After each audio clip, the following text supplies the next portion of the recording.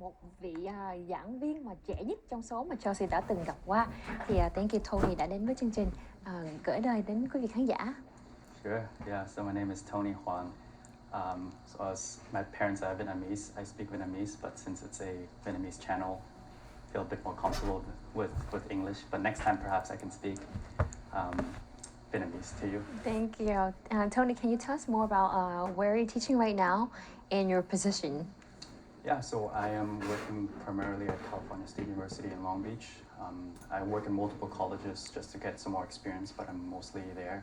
I'm a lecturer there. I've been there for 4 years, doing primarily teaching, a bit of research, and it's been great so far.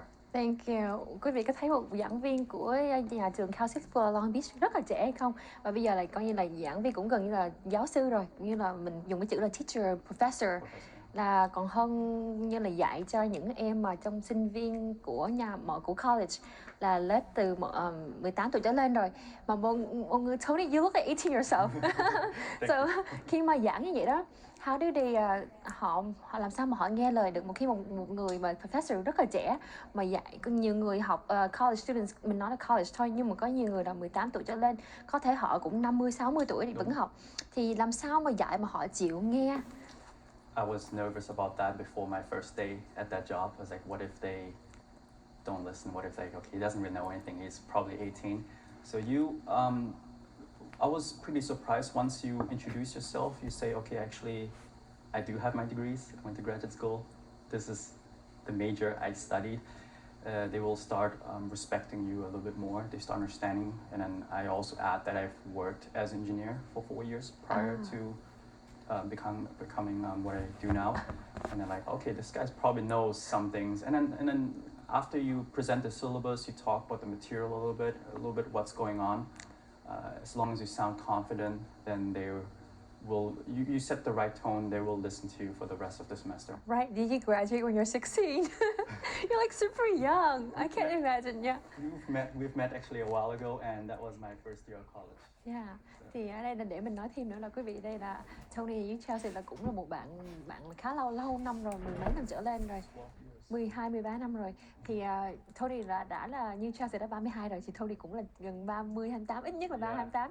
Nhưng mà mọi người giảng viên nhìn rất là trẻ. Thì ở đây là mình có một cái là làm sao mà cho những người học viên, học sinh họ có một cái mà họ respect, mà họ nghĩ giống như là họ tin tưởng mình khi mà họ thấy một người rất là trẻ, làm sao mà dạy cho họ để mà họ biết. Nhưng mà Tony đã có kinh nghiệm là engineering, là học, đã làm ở trong ngành nghề engineering 4 năm trời rồi, thì có những cái experience để cho quý vị, như là cho học sinh là họ đã hiểu thêm, họ có lòng tin hơn. Thì nhưng mà bây giờ mình biết là mùa Covid thì dạy nhà trường nó đâu còn như ngày xưa đâu, thì bây giờ Tony phải dạy như thế nào ở đâu? Yeah, so since exactly 1 year ago, so we were switching to all online. So there was that kind of the thought that obviously with the pandemic, we cannot teach in person for many reasons. So we switched to what we in the US we often use Zoom, right? So we do Zoom remote distance learning, and that has been going on for a year now. And we've learned along the way how to better teach using the internet. Right, thì bây giờ là quý vị cũng biết rồi, là tình trạng chung là ai cũng vậy hết mà. Thì cái này là mình quay live thì vừa trên mạng, giống như là mình nói là giảng viên bên này, học sinh ở bên kia vừa học vừa giảng, thì họ khi mà họ có câu hỏi thì họ làm như thế nào? When you have so many students to focus, do you raise your hand or you have to mute them or unmute them? So how is it different now? Yeah, so it's interesting because if you, let's say, work for a company, you have these meetings oftentimes as one or a few people talk, and then they have the microphone on by default, and everyone else is muted unless they have something to say. In a classroom, it's very similar where they log on, they're muted by default, and only I am talking until I ask a question, then they unmute themselves, they can talk. And in my classroom, it's not often where more than 2 people talk at the same time, so I don't really have the problem that people all of a sudden say something. So I don't use the raise your hand feature, but I know some of my colleagues, they would need it because all of a sudden 5 people want to say something. Right.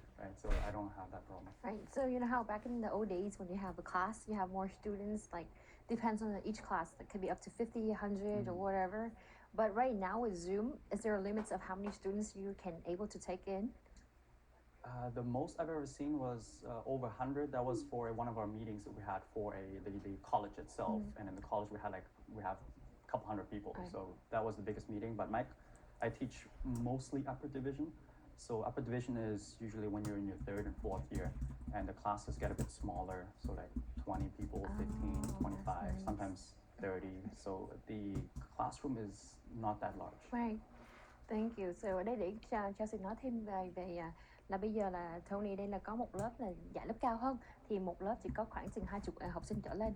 Nhưng mà trong I'm thinking là Chelsea đang suy nghĩ là những em hay là những quý vị phụ huynh nào đang suy nghĩ là trường hợp bây giờ Covid thì khó học, mình cái education của mình nó khác với ngày xưa, thì nếu mà mình đi học thì mình phí tiền là số 1, và hai là mình không có học được những cái gì như ngày xưa mình học. Thì có những người học sinh đó, they don't want to đi học, họ they gave up, or they think like they're not getting the same education. So nhưng mà theo như Tony đây thì Tony nghĩ là học sinh bây giờ college students nên đi học và vẫn tiếp tục đi học, hay là vì Covid mà they have a reason to opt out of class or school? That's a really good question. So like we see, as a university, you look at national trends, like how does enrollment change overall? How does it change for our major? So I teach electrical engineering, and also I'm in the biomedical engineering department as well, but primarily electrical engineering, and we see the trend remain roughly the same. What did change though is that certain students, like you're saying, they are losing a bit of interest.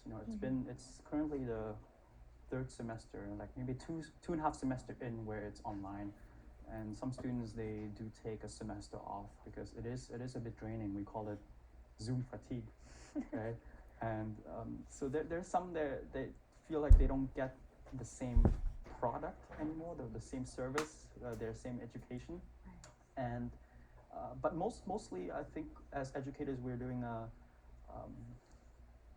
decent job. We're trying hard to provide the same education as much as we can to not have the students get into any, like, let's say, deficits when they, let's say, graduate and then say, oh, you were that year or those kind of students during 2020. No, we believe that won't happen. They graduate and it will be as if they were attending in-person classes. Thì ở đây là mình kêu là giảng sư luôn nha. Tony có nói là những người mà học trên mạng như học bây giờ mùa Covid vẫn còn được cái tình trạng là vẫn giống như mình nói là những cái education ngày xưa thiếu bây giờ đều được hết. Thì nhưng Chelsea nghĩ là những quý vị nào hay là những ai đang tình trạng mà đang muốn học, đang nghĩ họ đang đi học nhưng mà vì Covid mà suy nghĩ là không có nên, sợ tốn tiền và không có được những cái mà mình học hết như là ra trường bằng đuổi những người mà ra trường trước mùa Covid rồi, thì thật sự cái này nó vẫn mình vừa ra trường mình vẫn có bằng đàng hoàng, mình vẫn tốt nghiệp đàng hoàng, mình vẫn cái trình độ của mình vẫn bằng y chang như những người kia, có thể theo cái khả năng của mình có thể mình học khá hơn, tốt hơn. Thì đây như Chelsea thấy cũng có một lý do đó.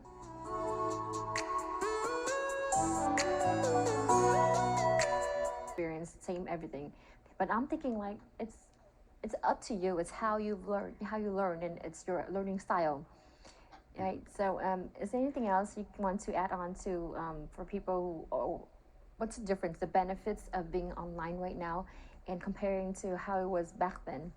So you're right in saying it benefits some students, especially if you're the type of students that benefit from, I guess, what I call grit or hard work, because we record our lecture, even though it's live, we record it and we post it, and the students that put in the work, that we watch our videos once the class is over, I think they benefit from it quite a bit. Sometimes they ask me, oh, professor, like in 23 minutes in, 42 seconds, what did you mean by this statement?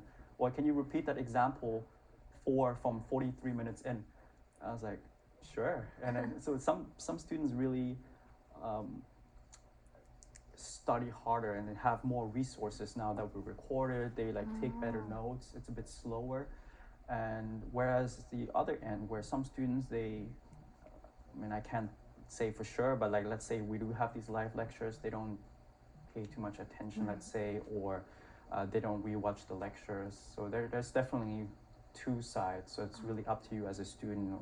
How do you, for a situation that is not ideal, can you make the best out of it? Right? And then you're right in saying that you know someone with a practicum, so that's usually a bit more like hands-on. So from a lecture aspect, we don't really have a problem too much, I would say.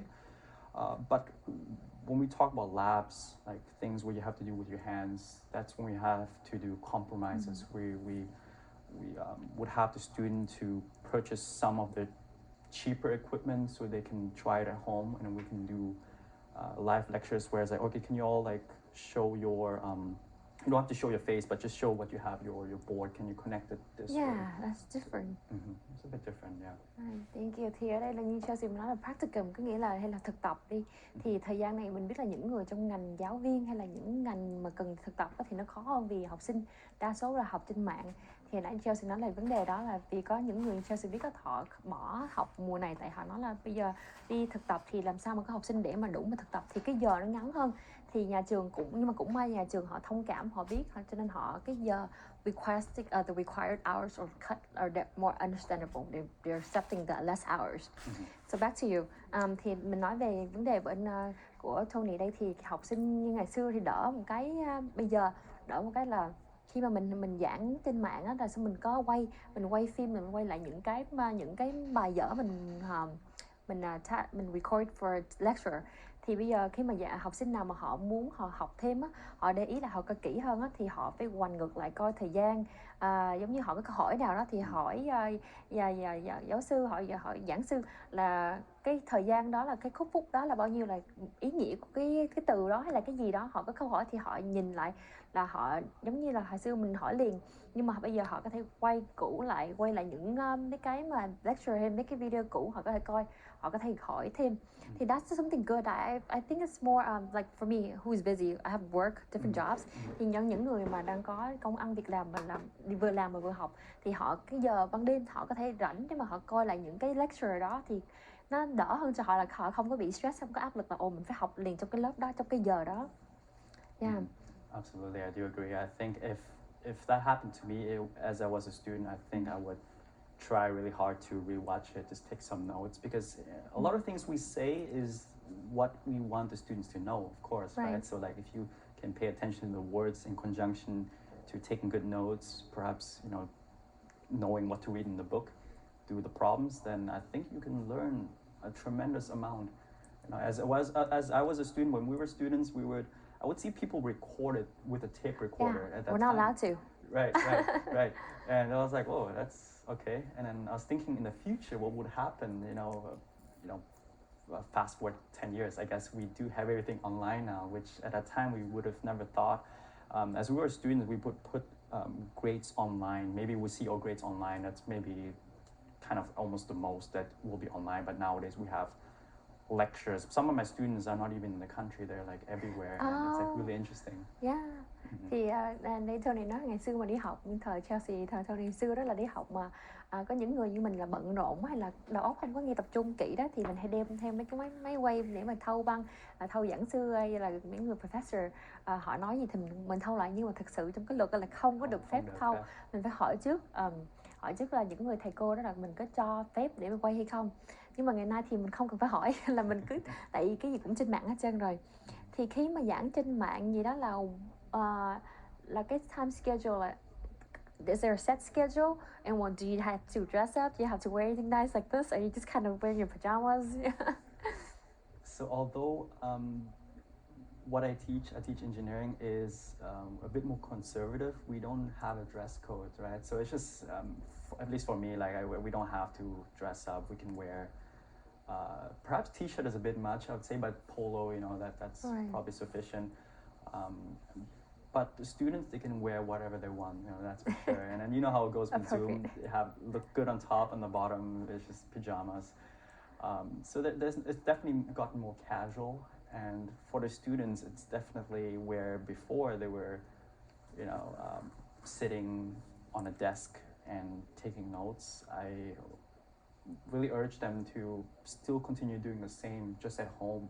Do take notes as if you were in the classroom, because if, let's say you have your laptop or your phone and you watch the lecture from your bed and just kind of like zoning off, I don't think um, you won't be getting the same product, the same education, right? You would have to really um, treat it as if you were in class, and then from there you get this almost the same education, if not the same as if you were in person in class. Right, thì đúng rồi, là mình đi học đó là mình trên mạng, cho nên những cái áo ở trên đẹp thôi, còn dưới mình mặc quần thì cũng mặc nhưng mà lịch sự, nhưng mà quan trọng là đây là người mà dạy thì phải mặc đồ lịch sự hơn chút xíu.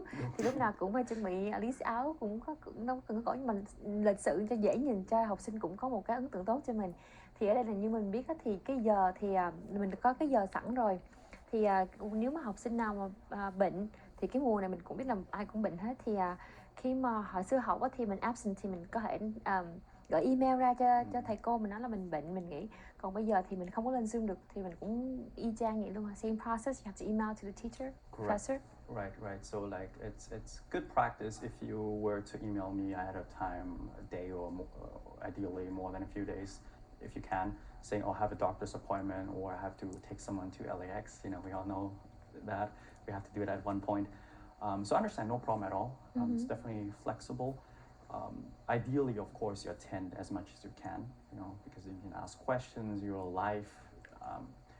But nowadays, Zoom allows us to take attendance very quickly as well. We can just take like a scan. There's a third-party app. You can scan the who's there, and then from there translate it to your roster.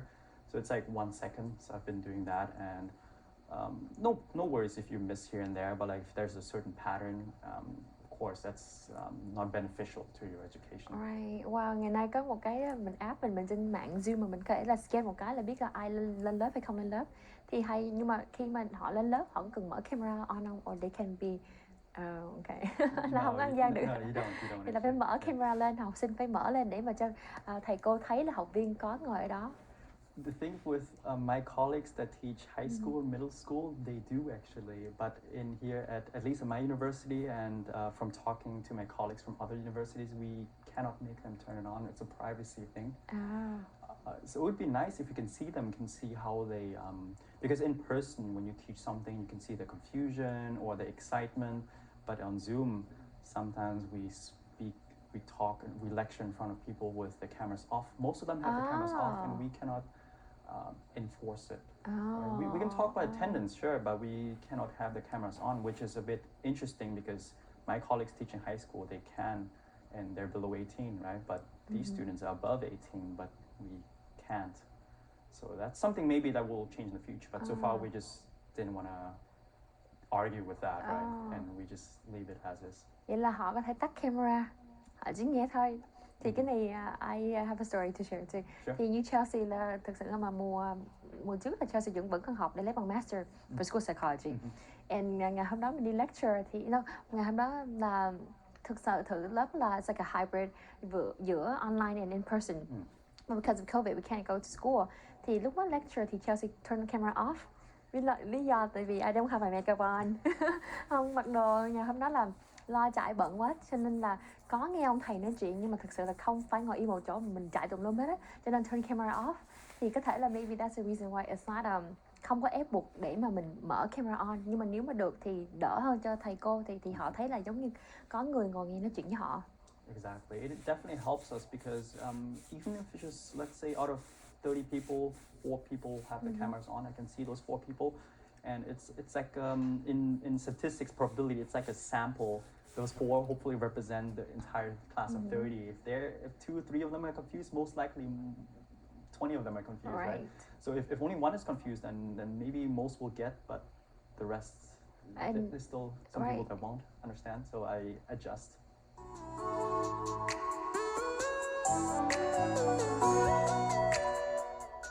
Bánh phở hiệu Lee's Noodle tươi ngon với công thức rất đặc biệt, máy móc tối tân và đã sản xuất hơn 30 năm kinh nghiệm. Bánh phở Lee's Noodle được làm bằng các loại gạo tốt và sử dụng các loại máy hiện đại nên chất lượng rất tuyệt vời.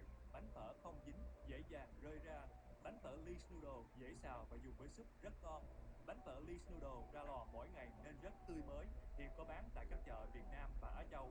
Xin liên lạc 323 981 0888 323 981 0888. ABC Supermarket xứng đáng với danh hiệu ngôi chợ của mọi gia đình Việt Nam, tọa lạc tại ngay trung tâm Rio Saigon, nổi tiếng với các loại hải sản tôm rừng của Canada, cá sống bơi lội trong hồ, hàng hóa và thực phẩm về mỗi ngày. Trong thời gian khẩn cấp, siêu thị ABC tại thành phố Westminster và Anaheim vẫn mở cửa thường lệ để phục vụ quý đồng hương 7 ngày trong tuần, từ 9 giờ sáng đến 8 giờ tối. Siêu thị ABC sẽ cố gắng có thể đáp ứng đầy đủ các mặt hàng thực phẩm mỗi ngày cho quý khách. ABC Supermarket, địa điểm Westminster, tọa lạc tại trung tâm Lido Saigon, 8970 Bosa Avenue, thành phố Westminster. Địa điểm Anaheim, tọa lạc tại 1216 South Magnolia Avenue, thành phố Anaheim. Siêu thị ABC kính mời.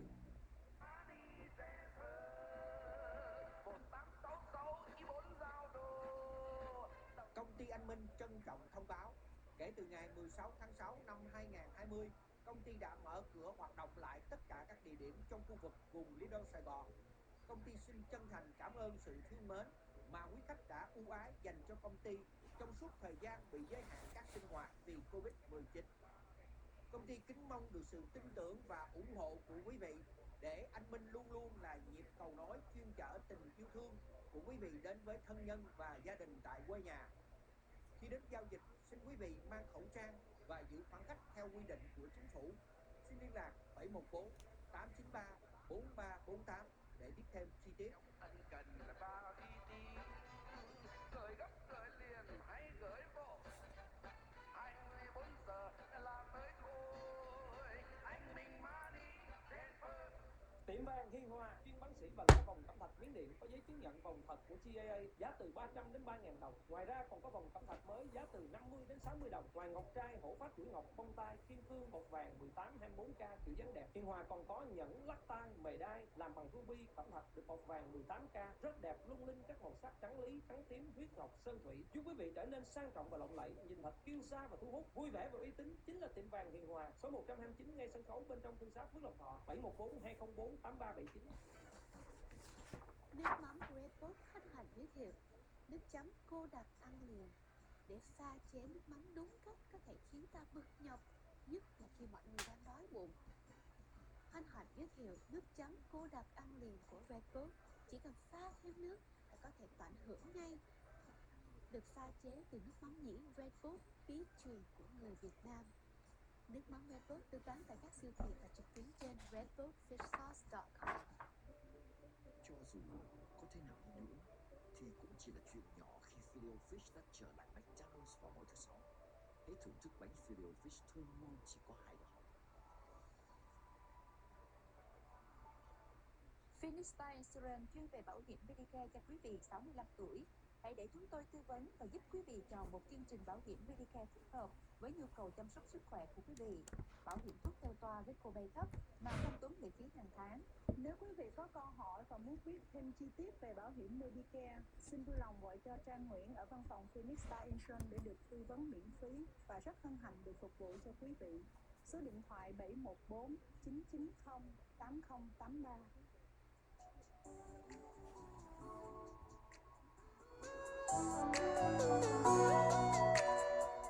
Thank you. Thì my other question is, bây giờ mình nói tới thi cử testing, thì bây giờ nếu mình camera mình không thấy mặt họ, rồi test như thế nào, làm sao mình biết là họ là cái người test đó, hay là người khác testing cho họ? It's challenging, that's for sure. So I know before the pandemic, let's say if you had an online class, they would either require you to have a camera on or share screen or both, and you would have to, I've even heard stories where they would have to have a mirror behind them so they can see that you're not using a phone. Wow. So it's pretty extreme, but in the pandemic, we talked about different techniques. In engineering, the way our exams work is they're a bit challenging in the first place. So what we do is we give them a time limit, and we know that they may be able to use their notes book, because without camera we won't know. Even with the camera, they could look at in front of them, we wouldn't know. Right. So we just make it a bit on the challenging side, but knowing that they may have resources so that when we grade, it's just going to be our grading would be, I guess, a bit less lenient, right? Because we know they have tools in front of them. Right. Thì bây giờ là test là như ngày xưa mà trước khi Covid là test mà online là học phải có cái gương để mà coi là người đó có cầm phone hay gì không. Nhưng mà ngày nay vì Covid thông cảm hơn thì ở nhà trường họ có là như là Tony thì một người giảng sư mà cho học sinh thêm thời gian để mà cái timeline để mà cho họ gỡ xong class, hay là họ có thể dùng notes, dùng những cái mà tài liệu khác hay là cái tools khác để mà giúp cho họ để mình pass cái lớp. Yeah, and then within, I think, university, within different majors, you also have like a what is it called, a code of honor, ethics, so that if you do interact with each other, there's ways to find out, right? And if there's suspicion, then it's not good for the students. So my belief is it's going pretty well. Like the students are working on the exams on their own because they want to learn, they want to see how they're doing, and we structure our lecture so that when it comes time to the exam, it's not that surprising. So really, if you have paid attention, if you studied, then you will do well. Đúng rồi, yes, true, I agree. Thì đúng như là mình nói vừa rồi, thì tùy theo cái cách mà mình học như thế nào, theo học sinh có chịu khó học hay không, rồi học có tập trung, rồi khi mà lấy test thì mình có thể dùng notes, dùng những cái khác, có nhiều cách lắm, thì tùy theo mình. Thì ở đây là như Chelsea muốn biết là những cái khó khăn vừa qua của một người professor, lecturer, Tony, your challenges all those time, and cho học sinh nữa, những cái khó khăn mà học sinh cũng phải go through during the whole đúng một năm. Yeah, so it's been 1 year where we had to do this. So like we also learned certain techniques about how we can assess students better, how we can lecture and teach better, and the students also will adapt to it. So that it's just kind of like where before the first few months it was pretty strange at first, but then we all learn from it, and we are also a bit more understanding now. Of course, that's a big thing, like compassion. We're much more available. Not to say that we weren't, but we have more office hours now on different days, different times. So you can email us anytime. We'll respond to their emails pretty quickly, and any concerns, doubts they have, we'll address it a bit more easily. So it's a bit more, I would say, personal even. I would say that I get to know my students a bit better, although I may not have met them before in person, but we get to know them a bit more about their situation, about their family, about their surroundings. They know someone that got sick in their family, their friends, or themselves.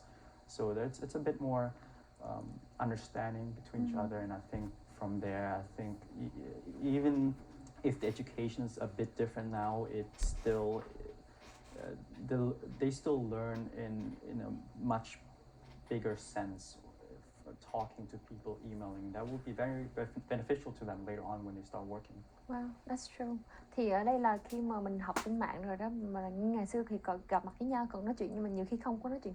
Còn ngày nay thì tuy là không gặp mặt với nhau, nhưng mà có thời gian, không phải là thời gian nhưng mình bỏ chút thời gian ra, mình email với nhau, mình nói chuyện với nhau, thì mình tiếp xúc, mình nhiều gần gũi nhau. Gần gũi cái kiểu này là không phải là gặp mặt, nhưng mà là từ qua email thì có một cái mà đoàn kết, gắn kết hơn, thì một cái mà thông cảm nhiều hơn. Thì hay một cái là khi mà một người mà giảng viên biết nhiều thêm thông tin về học sinh của mình thì mình thông cảm hơn. Thì như Chelsea thấy nó là một cái something good, like như Tony nói đó, là sau này nó giúp đỡ cho mình sau này rất nhiều, vì khi mình đi ra mình làm việc á, thì mình có thêm một cái khả năng mà mình có thể là email nói sao mình cho người ta thông cảm mình hơn.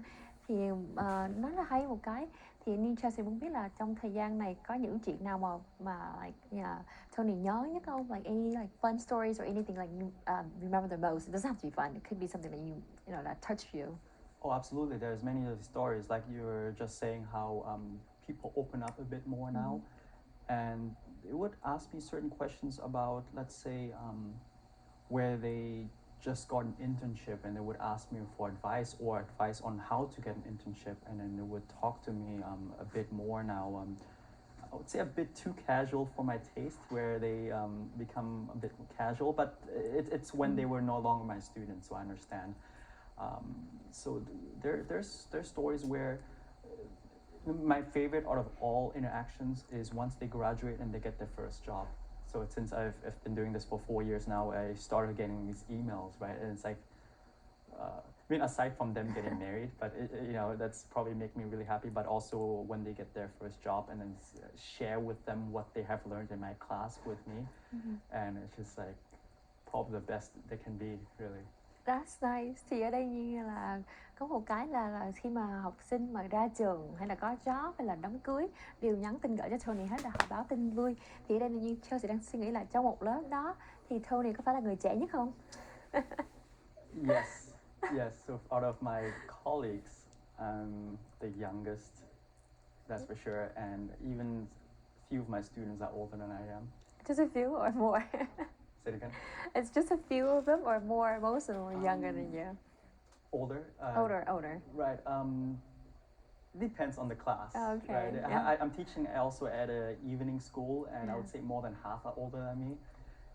And actually, I do have a class where it's like a partnership with an industry partner, where they work for a company and they kind of going back to school to learn about different aspects of engineering. And I would say almost all of them are older than me, like 80-90% of them. Yeah. Yeah, so it's kind of like what you asked me earlier, like how do they listen to you? But then if you come with knowledge and wisdom, at least with educational wisdom, then they will listen. They will listen. Yeah.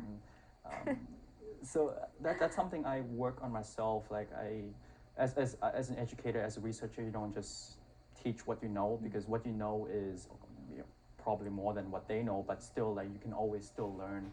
So I still go home. I mean, I'm already home, but read some more books, read some more articles, publications, journals, conference papers, and see what's out there, so you can then, you know, shift that knowledge to the students. Right. Thank you. Thì I had to để Chelsea thông dịch thêm, vì Chelsea hỏi Tony là khi mà một người trẻ quá như vậy đó trong lớp, và chắc là trẻ nhất trong lớp rồi, thì ở đây là mình nói là có những người học sinh họ lớn tuổi hơn Tony vì họ đã có công ăn việc làm rồi, nhưng mà họ về học lại để mà học thêm kiến thức và thêm những khía cạnh khác của engineering. Thì Chelsea hỏi vì lý do là Chelsea và Tony nhìn rất là trẻ. Khi mà Chelsea tháo ra make up nhìn như 18 vậy đó, thì Chelsea mới vừa làm ở nhà trường. Thì bây giờ mình đeo mask thì mình chỉ có trên mặt thôi, thì sáng sớm đi làm thì Chelsea không có mang make up nhiều, chỉ như khi mascara and một chút trên mặt thôi. Thì khi mà làm gì đó mình phải manage những người họ nhìn họ lớn tuổi hơn mình rất là nhiều. Thì họ không nghe mình, mới đầu thì họ không biết mình ai, họ nghĩ mình 18, 16, 17 thì gì chắc thì họ không nghe. Nhưng mà theo Tony nói thì khi mà mình phải nói là cái năng lượng của mình như thế nào, cái energy của mình, cái kiến thức của mình, cái your skills, những cái gì mà mình làm ra, cái thần thái của mình như thế nào, thì họ nghe qua họ biết, thì từ từ họ sẽ thông cảm, họ sẽ hiểu là người này có kiến thức, người này biết họ đang làm gì. Thì mới đầu thì như Chelsea, I just had a moment yesterday. Như Chelsea ngày hôm qua là phải nói là bực lên vì họ cứ nghĩ là mình là con nít, mình không biết gì hết. Thì ngày hôm qua Chelsea rất là hiền, nếu mà mình thì sắp xếp schedule cho họ về sớm, nhưng ngày hôm qua thì họ làm mình bực lên, thì mình mới nóng lên, mình đứng ra thì mình làm một người như là một hoàn toàn khác hơn. Thì họ sợ, họ bắt đầu người này không phải là 18 mà người này 30 mấy tuổi trở lên rồi. Thì khi mà how you deal that with, khi mà có học sinh thì họ cứ nghĩ mình con nít.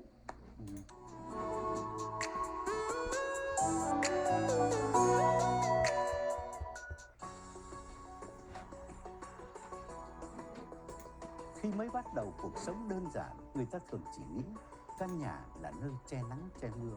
Nhưng khi có điều kiện, theo đà sống văn minh, người ta mới nảy ra ý định trang trí nội thất.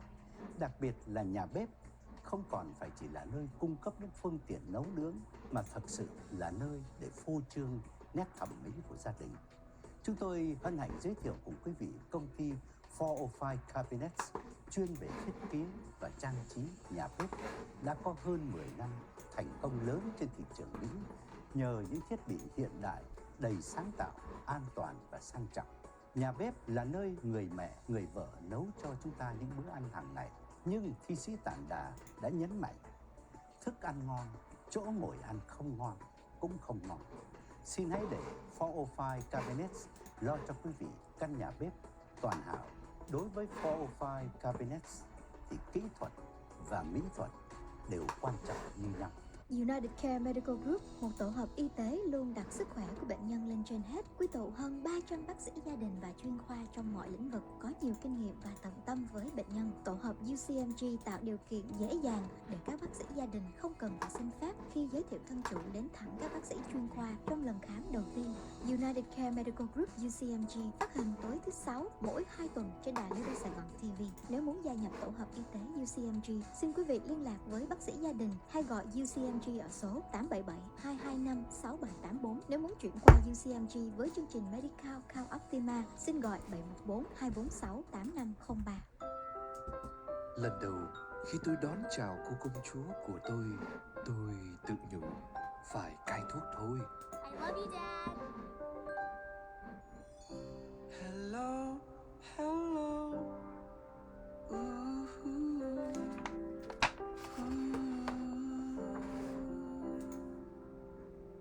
Cố lên. Tôi cai đi cai lại trong nhiều năm qua, nhưng cai thuốc thật gian nan. Cho đến một ngày. Bố ơi, hãy cai thuốc đi.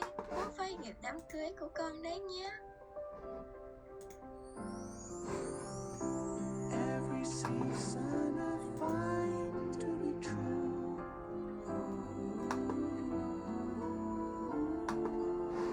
Here with you. Từ lúc đó, tôi ngừng hút thuốc luôn.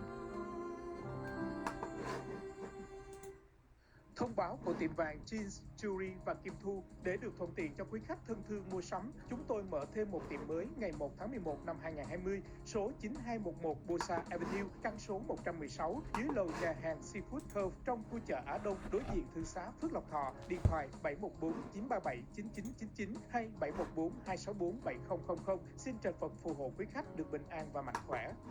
Jean và Kim Thu cảm ơn quý khách thương yêu và tín nhiệm. Pechanga Resort Casino is excited to welcome you back. You can expect the same friendly, Four Diamond service that you have come to know, with new health and safety measures, because your peace of mind is our top priority. Rest assured, we are ready when you are. Pechanga Resort Casino, your safety, comfort, and peace of mind on another level. Cuối cùng thì con đường mòn dẫn tôi đến đây. Ngay trước mắt tôi là chiếc xe tuyệt vời để đi khắp nơi. Nhìn xem, hiếm khi có chương trình như thế này. Ồ, khoan đã, còn nhiều nữa kìa. Wow, dành cho Prius Prime mới hả? Đây là dịp để tôi đi xa hơn bao giờ hết. Chúng tôi tạo mọi dễ dàng. Toyota đi khắp nẻo gần xa.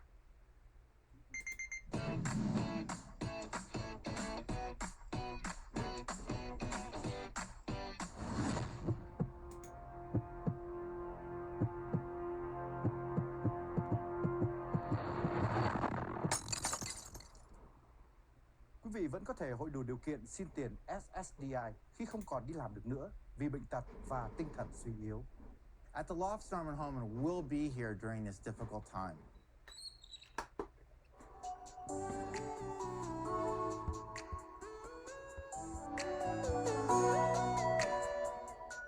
So one aspect also, aside from hopefully them identifying that you have the knowledge, is I also like to dress pretty well.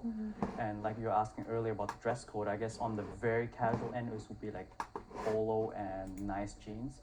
But that's really on the casual side. Most people in my department and the College of Engineering, they dress maybe nicer pants and like something like blazer, or at least a dress shirt. Depends on the season. We have long summers here in California, so it's a bit, more casual overall. But I dress definitely on the formal end of the spectrum, and from there I've been doing it for some years. Aside from teaching, I like to dress. That's nice. who you are. Yeah. Yeah, exactly. And from there, they're like, okay, this guy probably, when you have a company and you have meetings, people wear suits, right? And that's for a reason. So like I can apply that into the classroom as well. So I can kind of have a separation also a little bit. I stand in front of the whiteboard, dressing a bit nicer.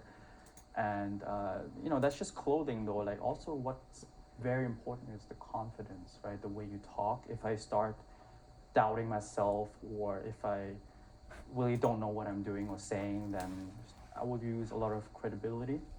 But then, because the subjects I do teach, I know very well, I will make it in a way that the students will understand what I'm saying. Then I think from there, even though I look younger than them, or perhaps am even younger than them, they won't mind. Đúng rồi. Thì là cái tự tin của mình tin tưởng mình nói gì, mình phải biết mình đang làm gì, thì họ sẽ tin mình hơn. Thì khi mà mình nói mình không biết mình làm gì, mình còn không tin mình mà ai tin mình. Thì khi mà như bên Tony đây là ăn mặc chỉnh tề, là đã thích rồi, mặc suit, mặc đồ vest, mặc kia, thì khi mình bước ra thì họ thấy cái người này giống như là, tuy là mình nhìn trẻ nhưng mà cái lòng tin của mình với lại cái cách suy nghĩ mình nó đã chững chạc hơn rồi, mature hơn rồi. Thì that's good. Thì ở đây Chelsea biết là quý vị nào đang xem chương trình thì sẽ nghĩ là họ có con em đang muốn học trong ngành giáo, thì họ muốn làm sao mà cho con em follow your steps, là một người giảng viên rất là trẻ. Thì bây giờ can you tell us more about how do you get to where you're at right now? Sure. So I'll share first how to get to become a secondary school teacher first, because it's pretty similar. Where of course get your degree first. What you want to teach is the degree you're gonna get. And as a secondary school teacher, you will go the path for credential, that path, and become certified within the state. For my position, it's a bit different, where we need at least a master's degree, but PhD is strongly preferred. And really, you become, as someone who teaches higher education, you become the expert of a certain field within your major, right? So for me, it's electronics, and I'll take that and apply to all the universities that are out there. Sometimes you don't get to work where you live. That's a lot of times you have to move to another state. A lot of times, California is pretty saturated market. A lot of jobs here. It's hard to get these jobs. So it's really persistence, build up. In academia, we call it CV.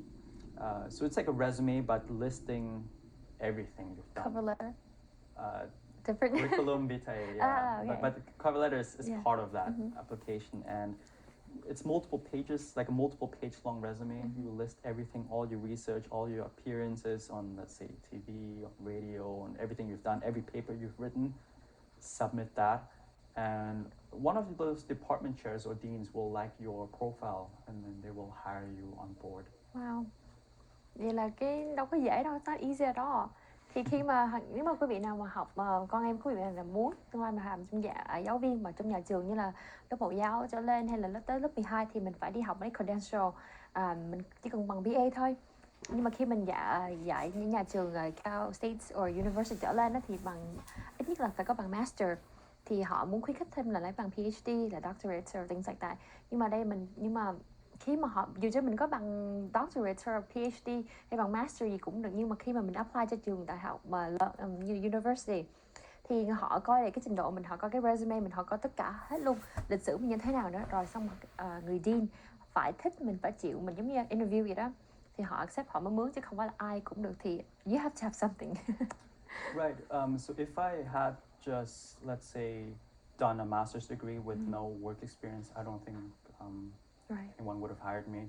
It's because I came from a relatively specialized field with electronics within the medical device industry that I had something to bring to university that is not super common. And I took that, and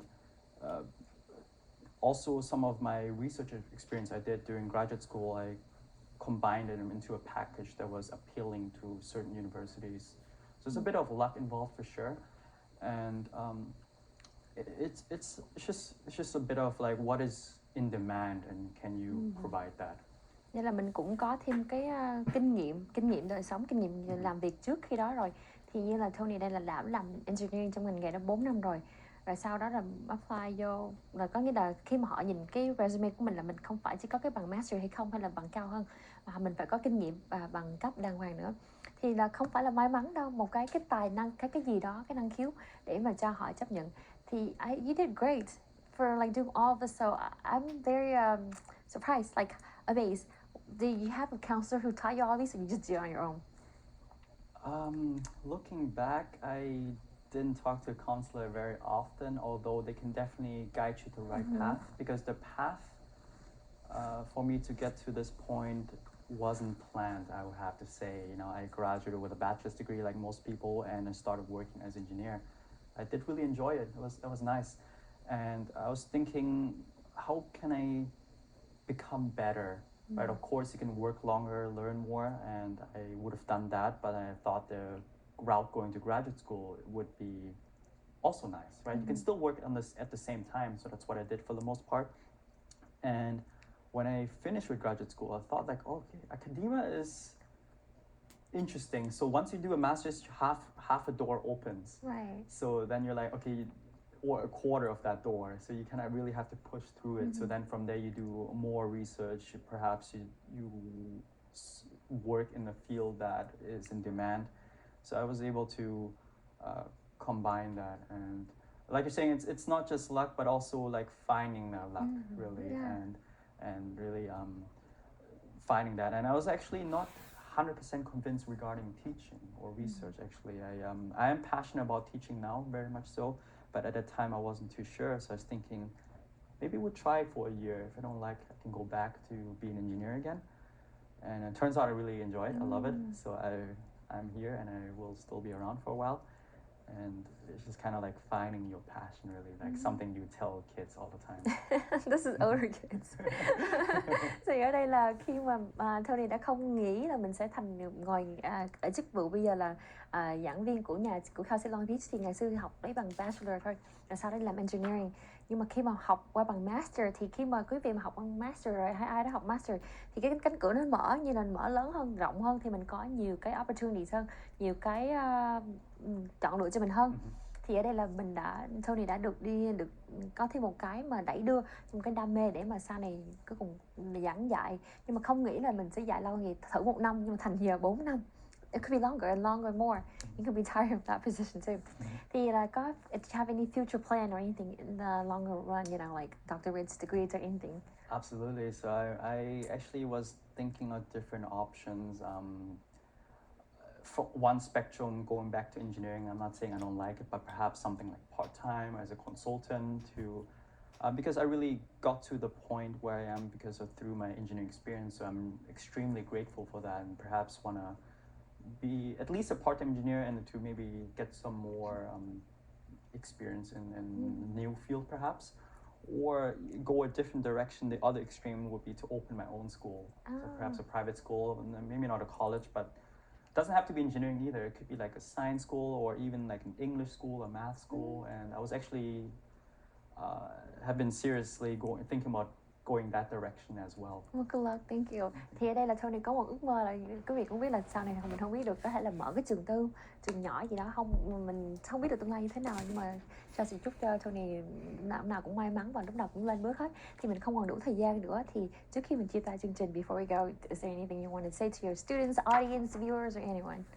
To my students and to all students out there, just stay strong. I know we're in difficult times, but if you stick through whatever you're doing, you will get through it. And there's always an end of the light at the end of the tunnel, right? So I'm very grateful to be here. So hopefully that was, I've learned something. Hopefully you all learned a little bit, and thank you so much. Thank you so much. So I can translate one thing for you, là Tony vừa nói là sau cái đường hầm sẽ có ánh sáng.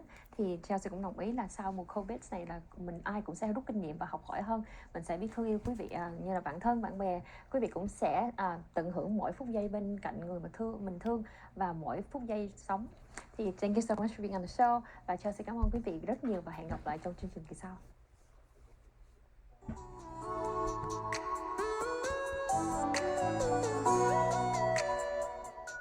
Tổ hợp y tế